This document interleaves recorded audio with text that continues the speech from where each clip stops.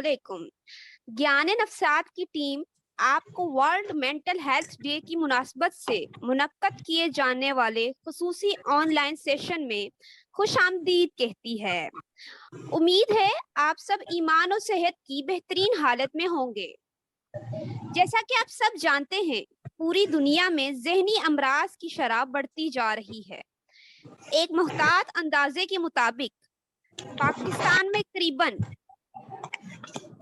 15 लाख लोग दिमागी अमराज का शिकार हैं, जो कि आबादी का लगभग 10% है। इस सूरत हाल को सामने रखते हुए ज्ञान नफ्सियात ने डॉक्टर उसवा शहबाज साहिबा के साथ एक सेशन अरेंज किया है। बहुत शुक्रिया डॉक्टर उसवा शहबा साहिबा। थैंक यू वेरी इनका मच। जी, मैम का मुख्तसर तारुफ ये है कि मैम उसवा शहबाज साहिबा, आप एक कंसल्टेंट साइकोलॉजिस्ट हैं। आप इंटरनेशनल पीस लीडर एसोसिएशन की एग्जीक्यूटिव डायरेक्टर हैं। आप women chamber of commerce and industry Lahore की मेंबर भी हैं। बहुत नवाजिश मैम, आपने अपने कीमती वक्त से कुछ लम्हे हमें अनायत किए। थैंक यू वेरी मच, बहुत शुक्रिया। जी ma'am, Pakistan association of mental health के मुताबिक पाकिस्तान में 15 लाख लोग जो हैं वो जहनी अमराज का शिकार हैं। मगर ये भी तो देखें कि हम एक ऐसे माशरे में रहते हैं जहां पर अगर कोई शख्स कहे कि वो जहनी तौर पे परेशान है और वो माहिर नफ्सियात के पास जाना चाह रहा है, तो हम उसको फौरन पागल का खिताब दे देते हैं। और वो इंसान है, वो बदनामी के डर से ही माहिर नफ्सियात के पास नहीं जाता या अपनी तकलीफ का इजहार नहीं करता। सवाल ये है कि हम लोगों के अंदर से वो खौफ, वो बदनामी का डर कैसे निकालेंगे? देखिए, ये बड़ी कॉमन सा प्रॉब्लम है और इसमें कोई एक तरह का तबका जो है वो इस चीज के लिए जिम्मेदार नहीं है। इसमें आप देखिए, बीइंग अ साइकोलॉजिस्ट मेरे पास हर क्लास से पेशेंट्स आते हैं, हर तबके के पेशेंट्स आते हैं, ठीक है।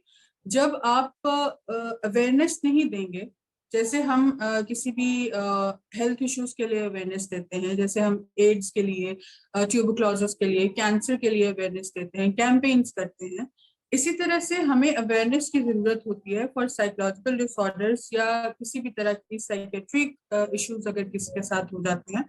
अवेयरनेस नहीं है लोगों में, लोगों को लगता है कि पागल एक बड़ा कॉमन सा वर्ड है, तो लाइक हमें साइकोलॉजिस्ट या साइकियाट्रिस्ट जो होते हैं उनको भी लोग कहते हैं जी पागलों के डॉक्टर हैं। मतलब लोगों के पास अवेयरनेस ही नहीं है ये चीज की कि जैसे आपकी मेंटल हेल्थ, जैसे आपकी फिजिकल हेल्थ इंपॉर्टेंट है, इसी तरह से आपकी मेंटल हेल्थ भी इंपॉर्टेंट है, ठीक है। फॉर एग्जाम्पल, अगर आपको कोई बुखार, जुकाम, नजला ऐसी चीज होती है तो आप फौरन डॉक्टर के पास जाते हैं। इसी तरह से क्योंकि वो नजर आता है, आपकी नाक बह रही है, आपके सर में दर्द हो रहा है, आप फिजिकली अनईजी हैं, तो आप कहते हैं जी कि हम किसी डॉक्टर को जाके मिल लेते हैं, किसी ईएनटी को या दिखा लेते हैं, किसी जनरल फिजिशियन को दिखा लेते हैं। इसी तरह से आपके जहनी अमराज होते हैं जो कि नजर नहीं आते। मतलब अगर आपको डिप्रेशन है तो वो नजर नहीं आएगा, आपके फेस के ऊपर नहीं आएगा, सिर्फ हेडेक होगा, जो हेडेक है वो भी आपको नजर नहीं आता। इसलिए लोग इसको पहली बात तो निगेट करते हैं, और अगर निगेट नहीं करते, अगर कोई इतनी हिम्मत कर ही लेता है कि वो किसी साइकोलॉजिस्ट के पास चला जाए, तो उसके ऊपर हम एक टैग लगा देते हैं। बहुत सारे पेशेंट्स अपने घरों में सिर्फ एक मिजरेबल लाइफ इसलिए गुजार रहे हैं क्योंकि उनको परमिशन ही नहीं है कि वो एक साइकोलॉजिस्ट के पास जाए। मेल मेंबर्स जो हैं वो तो बाहर होते हैं घरों से, तो वो उनका आना जाना साइकोलॉजिस्ट के पास हो जाता है, लेकिन फीमेल्स की एक बड़ी तादाद है जो इस तरह के आर्जों से गुजर रही है, इस तरह के जहनी अमराज से गुजर रही है, या डेली बेसिस पे वो वर्स होते जा रहे हैं। लेकिन अवेयरनेस की कमी की वजह से ये चीज पॉसिबल नहीं हो पाती कि वो साइकोलॉजिस्ट तक पहुंचे। अब इसका बेस्ट सोल्यूशन ये होता है कि एक तो हम बीइंग प्रोफेशनल्स इस चीज पे कैंपेन्स चलाने की जरूरत है, पैम्फलेट्स की जरूरत है, इस चीज को एडवर्टाइज करने की जरूरत है कि मेंटल हेल्थ भी उतनी ही इम्पोर्टेंट है।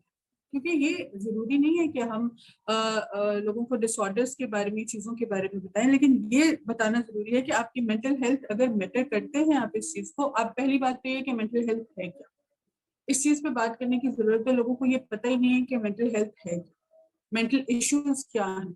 हमें सिर्फ एक वर्ड का पता है कि एक मेंटल हॉस्पिटल होता है और उसमें मेंटल पेशेंट्स होते हैं, लेकिन मेंटल हेल्थ कितनी जरूरी है लाइफ गुजारने के लिए, वो फिजिकल हेल्थ से भी ज्यादा जरूरी है। तो ये अवेयरनेस देना बहुत जरूरी है, जो कि आते आते आएगी। अब लोगों में थोड़ी बहुत अवेयरनेस हो रही है इस चीज को लेके, लोग खुद ही साइकोलॉजिस्ट से मिल लेते हैं आके, या कि कोई फैमिलीज को उनको लेके नहीं आना पड़ता। लेकिन ये है कि अभी भी बहुत सारी मेहनत की जरूरत है, बीइंग प्रोफेशनल्स हमें भी। और इसका दूसरा सबसे बेहतर जरिया टीचर्स हो सकते हैं, या हमारे उलमा इकराम हो सकते हैं, या जो रिलीजियस स्पीकर्स होते हैं ये हो सकते हैं। मस्जिदों में कारी साहब इस चीज की अवेयरनेस दे सकते हैं। बहुत सारे मीम्स हैं, हम सिर्फ इसको निगेट कर रहे हैं। इसलिए हमें जो है, लोग हमारे पढ़े लिखे लोग भी इस अवेयरनेस से अभी दूर हैं, तो इसमें टाइम लगेगा। But we are like keep on working on this. I hope कि जल्दी इसमें प्रोग्रेस कर पाए हम। जी मैम, बहुत शुक्रिया। मैम, हमने शुरू में भी कहा कि लोग डर के मारे नहीं जाते माहिर नफ्सियात के पास कि लोग क्या कहेंगे, ये हो जाएगा वो हो जाएगा। और अगर कोई इंसान माहिर नफ्सियात के पास चला गया फॉर एग्जाम्पल, और उसने तशखीस भी कर दी, तो वो उसको बिल्कुल निगलेक्ट कर देगा, उसको मुस्तरद कर देगा, कहेगा कि मैं तो बिल्कुल ठीक हूँ, बिल्कुल, मुझे तो कुछ भी नहीं है। ऐसे लोगों को इलाज की तरफ कैसे लाया जा सकता है? देखिए, इसके लिए आपको सबसे पहली बात कि जो लोग खुद साइकोलॉजिस्ट के पास आ जाते हैं, मतलब वॉक इन पेशेंट हो आपका, या अपॉइंटमेंट लेके आता है, या वो लोग ऑलरेडी कंसेंटेड होते हैं इस चीज के लिए कि yes I am suffering from some kind of psychological issues या साइकियाट्रिक इश्यूज, तो हम किसी साइकियाट्रिस्ट या साइकोलॉजिस्ट से मिलने जाते हैं। अगर जो लोग नहीं आते हैं किसी साइकोलॉजिस्ट के पास, या उनको लगता है कि कोई ठप्पा लग जाएगा, ये बड़ी कॉमन सी बात है। मतलब मेरे पास जब पेशेंट आता है तो वो 10 दफा कॉल, जब एक अपॉइंटमेंट बुक करते हैं तो 10 दफा मेरे असिस्टेंट से या मुझसे ये चीज के लिए पूछते हैं कि क्या जो साइकोलॉजिस्ट हैं वो हमें अकेली मिलेंगी, या किसी प्रिवेसी पॉलिसीज आपको पता है क्या है, या कोई देखेगा तो नहीं है। कई दफा लोग आके चेक करते हैं कि रूम में कैमरा तो नहीं लगा हुआ। मतलब इस चीज से इस चीज से हमें निकलने की जरूरत है। इस चीज से निकलने की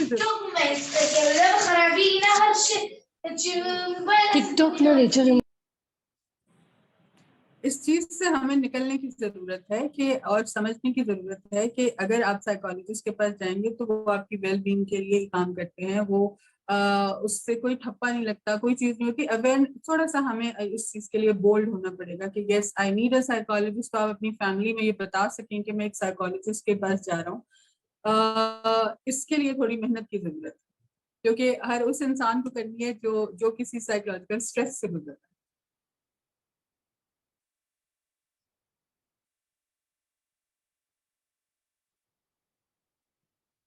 रहा है। Can you hear me? जी जी मैम, बहुत शुक्रिया आपका। ये सब तुम्हारा वहम है, खुश रहा करो, परेशानी की कोई बात नहीं। अच्छा, किसी भी पेशेंट को ये बातें, ये मशवरे बहुत मिलते हैं मोहल्ले की आंटियों से, ठीक है। अक्सर पेशेंट जो डॉक्टर्स भी होते हैं, सॉरी टू से, वो भी उनके पास भी जाओ ना, साइकोलॉजिस्ट के पास, वो कहते हैं आप जी नमाज की अदायगी बाकायदगी से करें, अपना अकीदा ठीक करें। तो ऐसी सिचुएशन में डॉक्टर्स, हमारा एक पेशेंट के साथ क्या रवैया होना चाहिए? देखिए, पहली बात तो ये एक साइकोलॉजिस्ट के लिए बहुत जरूरी है कि साइकोलॉजिस्ट के पास जो है ना, पहाड़ों जैसा स्टेमिना होना चाहिए। हमारे, I am very sorry to say, हमारे यहाँ पे जितने भी साइकोलॉजिस्ट हैं, मेरे कलीग्स भी हैं बहुत सारे जिन्हें मैं जानती हूँ, स्टेमिना नहीं है। We are not good listeners. मतलब अगर मैं किसी को बताती हूँ कि मैं 45 मिनट्स टू 1 आवर का सेशन देती हूँ पेशेंट को, तो लोग जो है, मेरे ही अपने ही कलीग जो है, वो लाइक वो कहते हैं कि इतना आप टाइम क्यों वेस्ट करती हैं एक पेशेंट के ऊपर। अगर आप गुड लिस्टनर नहीं है, आपका स्टेमिना नहीं है, फिर आप ये जॉब छोड़ दें। क्योंकि एक साइकोलॉजिस्ट एक वॉरियर होता है। आप अपने घर में जैसे प्रॉब्लम्स को सॉल्व कर रहे होते हैं, उससे ज्यादा आप लोगों को सोसाइटी में जो है आपको प्रॉब्लम्स नजर आनी चाहिए। आपको पता होना चाहिए कि अगर एक पेशेंट आपके पास आ ही गया है, तो उसको आपको फुल जो है वो सपोर्ट पहले देनी है कि there is a normal thing. अगर आपके साथ कोई साइकोलॉजिकल डिसऑर्डर है, कोई प्रॉब्लम है, तो ये ऐसे ही है जैसे कोई, फॉर एग्जाम्पल डिप्रेशन है, तो ये ऐसे ही जैसे किसी आपका जिस्म बीमार होता है, वैसे आपका जहन या आपका दिमाग बीमार हो सकता है। पहले उनको अवेयरनेस देने की जरूरत है कि आपके साथ ये इशू है, इसको हम ऐसे ऐसे ऐसे सॉल्व करेंगे। इस तरह से गिल्ट ट्रिप पे पेशेंट को भेजना एक अनप्रोफेशनल बिहेवियर है, जिसको मैंने बहुत क्योंकि हमारे यहाँ पे साइकोलॉजिस्ट तो लोग बन जाते हैं, लेकिन उनको बीइंग अ साइकोलॉजिस्ट नॉर्म्स नहीं पता होते कि हमें चीजों को करना कैसे है। एक थेरेपी देनी है वो एक ठीक बात है, लेकिन उससे पहले पेशेंट को रेडी कैसे करना है कि वो थेरेपी उसको क्यों दी जा रही है, वो अवेयरनेस देना बहुत जरूरी चीज होती है, जो कि नॉर्मली साइकोलॉजिस्ट नहीं देते। इस वजह से जो है सिर्फ उनके पास 2 या 3 बातें होती हैं कि जी आप अपना अकीदा ठीक करें। अगर उसको अकीदा ही ठीक करना था तो वो किसी रिलीजियस स्कॉलर के पास जाता, वो किसी मौलवी के पास जाता। आप देखिए ना, हमारे पास जब पेशेंट आता है वो 10-12 पीरों फकीरों और मौलवियों से होके आता है। जब वो बिल्कुल किसी काम का नहीं रहता, ज़हनी तौर पे बिल्कुल वो हेल्पलेस हो जाता है, फिर उसकी फैमिली कहती है चले जी आप किसी जहन के दिमाग के डॉक्टर को दिखा लेती है इसको। तो ये बड़ी अजीब बात है। और जब आपको पता है कि जब आपके पास पेशेंट किस सिचुएशन में आ रहा है, उसके बावजूद आप उसको गिल्ट ट्रिप पे भेजेंगे जी कि आपको अकीदा ठीक करने का। तो बीइंग अ थेरेपिस्ट आप एक साइंस को डील कर रहे हैं, आप एक बिहेवियर को डील कर रहे हैं ना, तो आपको उसको प्रेप करने की जरूरत है पहले। हमारे ट्रेनिंग सेशंस में पहले ये क्यों होता है कि हम पेशेंट को कहते हैं कि जी आपके लिए आपको आपको अपने साइकोलॉजिस्ट को हम ये कहते हैं कि आपको अपने पेशेंट के साथ रेप्यूटेशन अपनी बिल्ड करने की जरूरत है। हमारा फर्स्ट ट्रेनिंग सेशन ही एडमिशन के बाद ये होता है जब हम इंटर्नशिप करते हैं।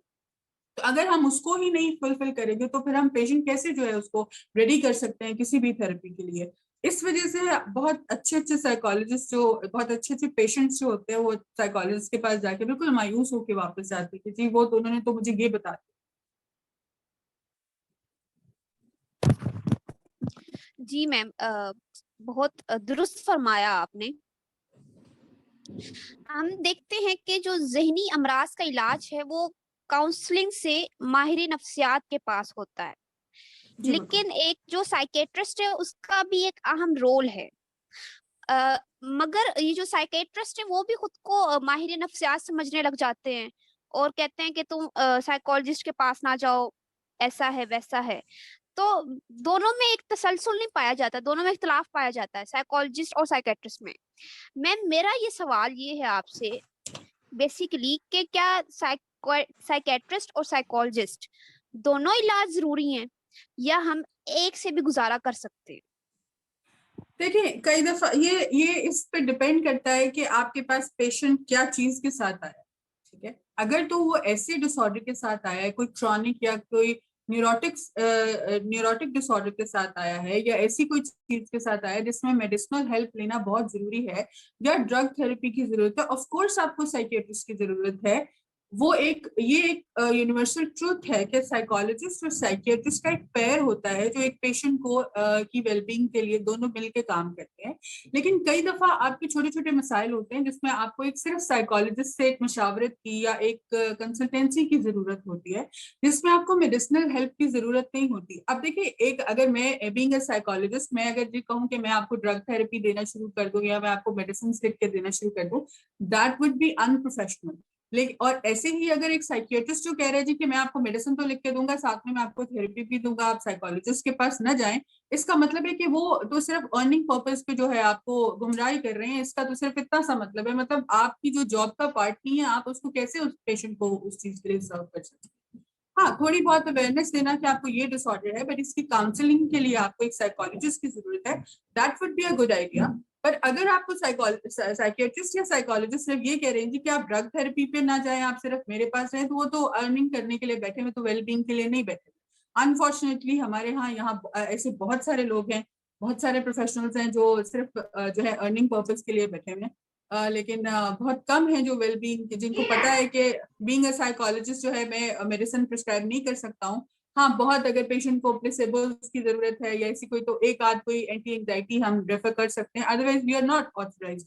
इसी तरह से साइकियाट्रिस्ट जो है, मतलब ये एक जो है आपको ब्रिज आउट करना पड़ेगा ये चीज को, मिक्स एंड मैच से एक जो है पेशेंट ट्रीट हो पाता है।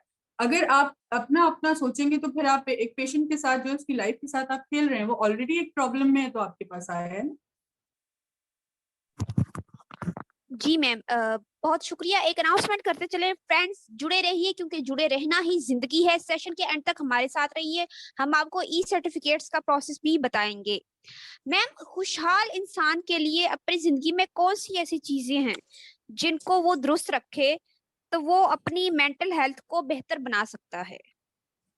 ठीक है, देखिए जैसे किसी सॉन्ग को बनाने से पहले, म्यूजिक को बनाने से पहले हमें उसकी ABCD को प्रिपेयर करना पड़ता है, इसी तरह एक पेशेंट को या एक पर्सन को अपने आप को एक परफेक्ट पर्सन बनाने के लिए या सोसाइटी के नॉर्म्स के अकॉर्डिंग एक पर्सन बनाने के लिए एक ABCD को जो है वो बिल्कुल परफेक्ट करना पड़ता है।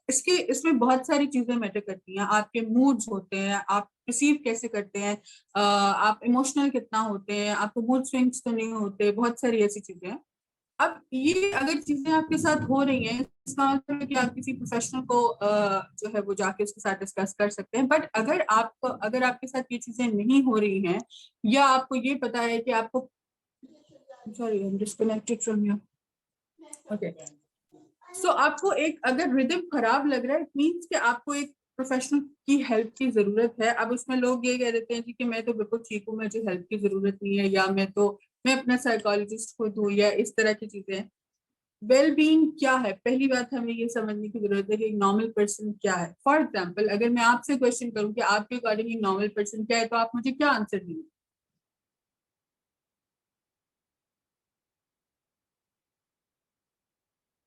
Hello? Ji ma'am.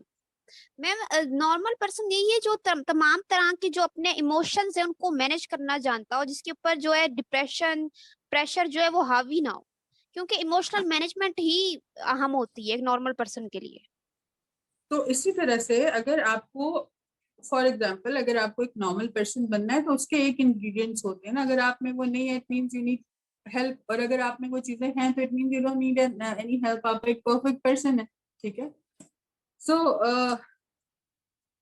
And what was the next part of the question? Ma'am हम अपनी जिंदगी में कौन कौन से वो फैक्टर्स हैं जिनको दुरुस्त रखें तो हम अपनी जहनी सेहत को बेहतर बना सकते हैं। देखिए, सबसे पहले तो इसमें जरूरी है कि आपकी जहनी सेहत सबसे अच्छी हो।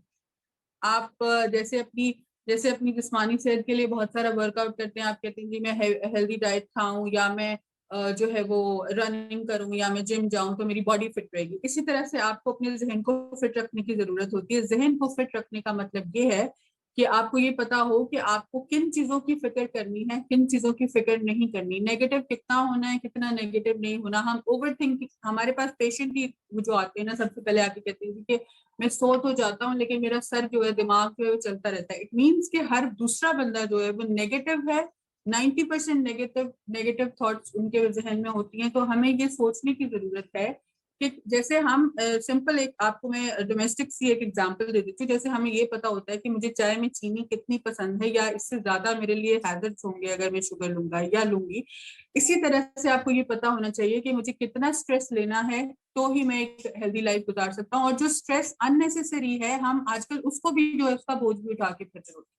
फॉर एग्जाम्पल, जैसे सोशल मीडिया पे कोई किसी और कंट्री का कोई न्यूज आ गया, कोई बॉम्ब ब्लास्ट हो गया, कोई ऐसी चीज हो गई, तो हम दिन रात उसको टिकटॉक्स पे और इतना वो म्यूजिकल बना के और उसको इतना इमोशनल करके लोगों को इतना स्ट्रेस दिया होता है इन सोशल मीडिया ऐप पे, कि हम उसकी टेंशन भी साथ लेके घूम रहे होते हैं, और 90% लोग जो है वो नेगेटिव हो रहे हैं। तो सबसे पहले हमें ये चीज रीच आउट करने की जरूरत है कि किन चीजों पे हमें सोचना है, कि और कितना हमें अपने अपने जहन को इस्तेमाल करना है कि हम हेल्दी लाइफ गुजार सकें, हम स्टेबल रह सकें। आप देखें कि बीइंग अ नॉर्मल पर्सन, आपका दिन में 70% मूड खराब रहता है। आप थॉट प्रोसेस चलाते रहते हो, इस वजह से होता है क्योंकि हमें पता ही नहीं है कि ये चीज मेरे लिए नेसेसरी है या नहीं है। हम अन्य चीजों के बारे में भी सोच रहे होते हैं।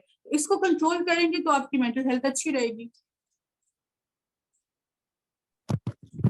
जी मैम, बहुत शुक्रिया। हमारी ऑडियंस में से अगर किसी का कोई सवाल है तो वो मैम से पूछना चाह रहा है तो माइक ऑन कर दीजिए इनका और वो सवाल पूछ ले, या आप चैट बॉक्स में भी अपना क्वेश्चन जो है वो पुट कर सकते हैं। Thank you.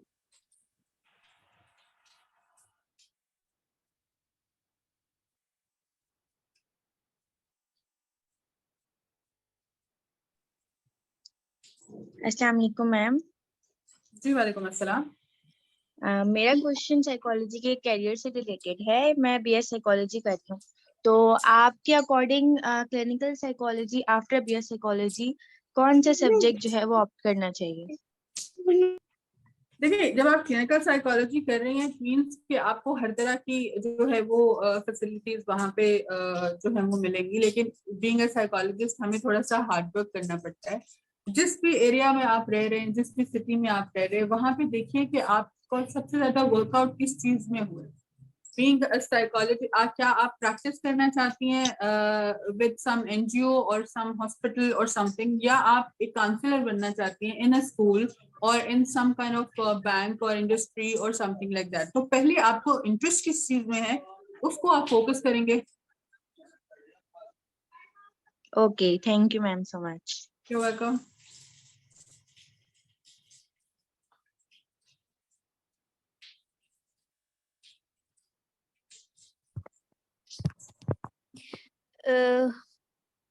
जी मैम, चैट बॉक्स में भी क्वेश्चंस आ रहे हैं। अंबर नसीम है हमारे साथ, उनका कहना है ma'am I have a question, negative thoughts को इग्नोर कैसे किया जा सकता है, एनी टिप? देखिए, सबसे पहली बात है, अंबर नाम क्या बताया था आपने इनका? अंबर। जी जी, अच्छा, Ambar. Ambar, let me tell you one thing बच्चा, कि सबसे पहले ये बात सोच लें कि नेगेटिव थॉट्स को इग्नोर करेंगे तो नेगेटिव थॉट्स ह्यूज हो जाएंगे। ठीक है, अपनी थॉट्स को, अपने चैलेंजेस को, अपने फियर्स को फेस कीजिए। अपने डर, खौफ को, अपने फोबियाज को, जो सोच है ना आ रही है आने दीजिए। सोच के आने से कुछ नहीं होगा, ना तो आपके फेस के ऊपर कुछ नजर आएगा, ना ही आपके सराउंडिंग में कुछ चेंज होगा। आपके दिमाग में एक प्रोसेस चल रहा है, उसको चलने दे। मतलब आप अपने माइंड में, हम ये सोच लेते हैं कि जी नहीं नहीं नहीं, मुझे इस चीज के बारे में नहीं सोचना। फॉर एग्जाम्पल, ब्रेकअप हो गया तो मुझे अपने एक्स के बारे में नहीं सोचना, डिवोर्स हो गया तो मुझे, मेरे साथ ये क्यों हुआ, वाई मी ओनली, या कोई एक्सीडेंट हो गया तो मेरे साथ ये क्यों हुआ। हम डरते हैं अपनी चीजों को सोचने से, थॉट प्रोसेस से डरते हैं। तो कभी भी अपने थॉट्स से, सोचों से डरे मत, और उनको इग्नोर नहीं करना आपने, उनको आपने फेस करना है। That would be the best therapy. क्योंकि अगर आप उनको इग्नोर करेंगे तो वो ह्यूज हो जाएंगे, और जब ह्यूज होंगे तो फिर उनको अनहीलेबल प्रॉब्लम हो जाता है, वो उसको आप सॉल्व नहीं कर सकते।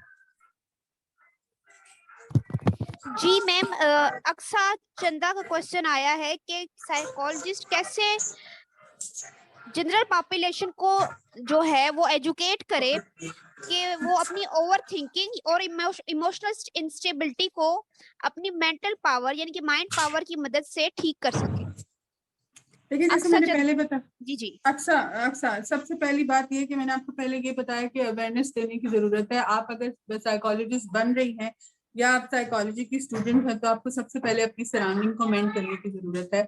छोटी छोटी कैंपेन्स कीजिए, छोटे छोटे लोगों को मैसेज बना के दीजिए, उनको बताएं कि साइकोलॉजिस्ट क्या होता है, मेंटल हेल्थ कितनी इंपॉर्टेंट है, और ये क्यों इम्पोर्टेंट है, और मेंटल हेल्थ की क्यों जरूरत होती है। तभी लोगों को आपकी बाकी बातें समझ आएंगी। पहले उनको अवेयरनेस दीजिए कि आप एक्चुअली किस चीज के लिए फ्यूचर में वर्क करने वाली हैं। जी मैम, शुक्रिया आपका। मैम अगर जी हफ्जा इकबाल है हमारे साथ, उनका कहना है मैम अगर स्कूल काउंसलर बनना चाहे तो उसके लिए हमें क्या करना होगा, बीए साइकोलॉजी के बाद एमफिल और क्लिनिकल डिप्लोमा? देखिए, इसमें clinical diploma will work much better than MS या कोई और तरह की प्रोफेशनलिज्म। उसके बाद आप देखें कि आपके सराउंडिंग में जो स्कूल काउंसलर्स हैं, एक तो पहली बात है कि स्कूल काउंसलर्स का इतना ज्यादा फैशन है नहीं। तो अगर आप अपनी थोड़ी सी थॉट चेंज करके क्लिनिकल वाली साइड पे आ जाएंगी तो दैट वुड बी, आपकी अर्निंग भी अच्छी हो जाएगी और आपका शौक भी पूरा हो जाएगा साइकोलॉजिस्ट बनने का। क्योंकि लोगों को ये समझ नहीं आती कि school counsellor, I am not discouraging you but I am telling you the process जो यहाँ पे स्कूल में चलता है। ठीक है, सो अगर आपको इस चीज की जरूरत है तो आप अपनी डिग्री के बाद अपना क्लिनिकल डिप्लोमा कीजिए, एंड उसके बाद आप अपनी सीवी स्कूल में ड्रॉप कीजिए। दे विल डेफिनेटली, अगर उनके पास सीट्स होंगी तो दे विल हायर यू। जी मैम, बहुत शुक्रिया, आपने अपने कीमती और बिजी स्केड्यूल में से कुछ लम्हे ज्ञान वक्त मुझे एक क्वेश्चन करना है। जी जी, करें करें। श्योर। मैम, साइकोलॉजी की फील्ड में सबसे बेस्ट फील्ड कौन सी है, और दूसरी बात ये है कि अपनी माइंड की जो हेल्थ है हम उसी कैसे हेल्दी कर सकते हैं? देखिए, माइंड की हेल्थ से आपका क्या मतलब है? लाइक क्या, कौन सा वाला पोर्शन माइंड की हेल्थ का आप ठीक करना चाहती हैं? पहले मुझे ये बता दें, बिकॉज ये बहुत बड़ा टॉपिक है।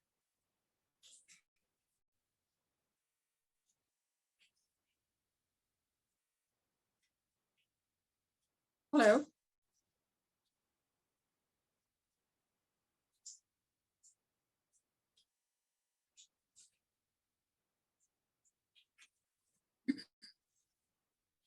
Hello. जी मैम, शायद उनका डिस्कनेक्ट हो गया। हम नेक्स्ट जो है वो क्वेश्चन ले लें, टाइम जो है जी, वो जी, शॉर्ट sure. है। मैम जी, जी. जी, अक्सा चंदा का अगेन क्वेश्चन आया, how to introduce the basic concept of school psychology to children like classroom management. Hmm.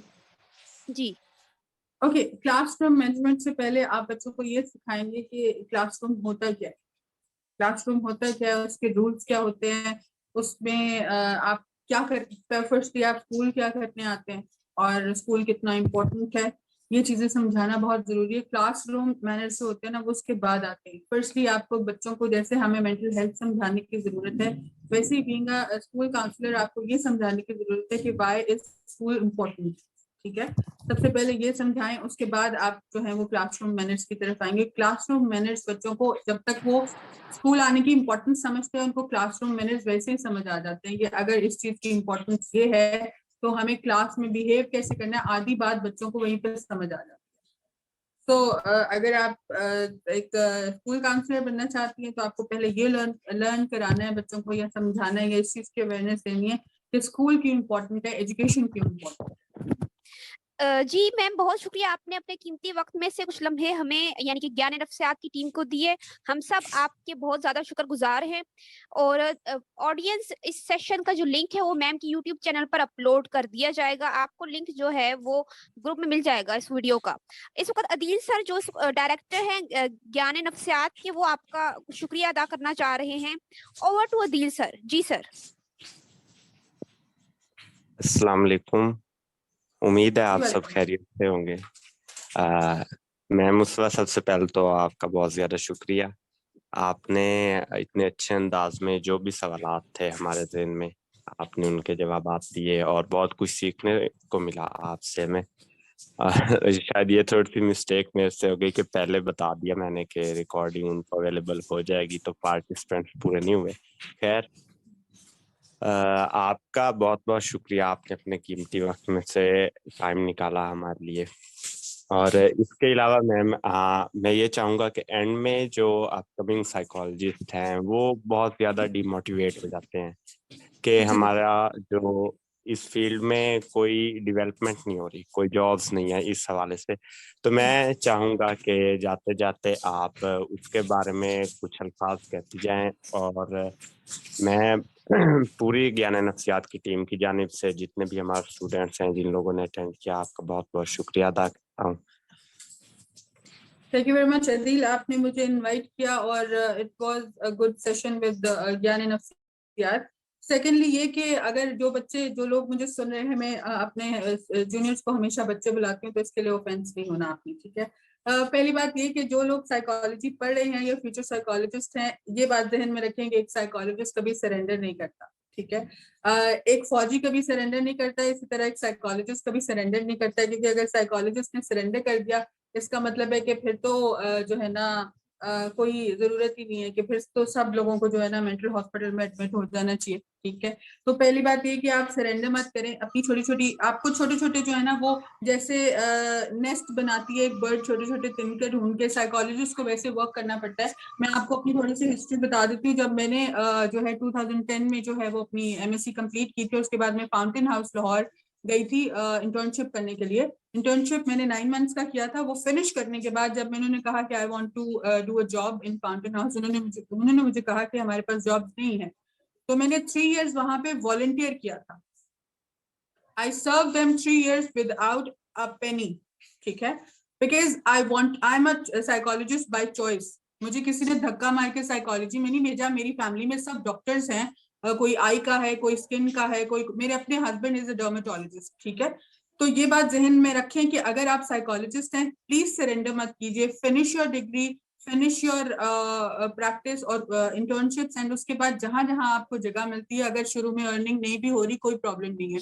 In the end आपको अर्न करना ही है। इन द एंड आप जब अपना नाम बनता हुआ देखेंगे, तो फिर आपको अर्निंग से ज्यादा आपके लिए और चीजें बहुत बड़ी हो जाएंगी। तो प्लीज डरना नहीं है और सरेंडर नहीं करना है। और अगर आप इंटरनली अगर आप कंसेंटेड हैं साइकोलॉजिस्ट बनने के लिए तो आपका फ्यूचर इंशाल्लाह ब्राइट ही होगा।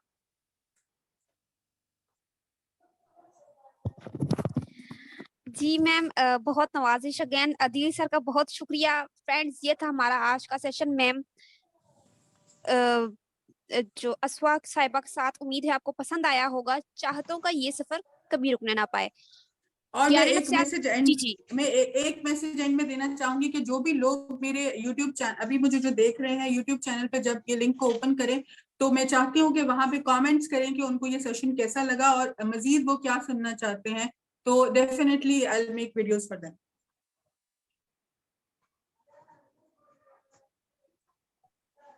जी, बहुत शुक्रिया मैम, बहुत शुक्रिया टीम ज्ञान नफ्सियात। तो ये था फ्रेंड्स आज का सेशन। उम्मीद है आप सबको बहुत ज्यादा पसंद आया होगा। हम आपके इस सेशन को लेके के हवाले से आरा को लेके जो हैं वो सुनना चाहेंगे कि आपकी इस सेशन के हवाले से आरा क्या थी। बहुत शुक्रिया मैम, बहुत शुक्रिया Adeel sir and all team. Allah Hafiz.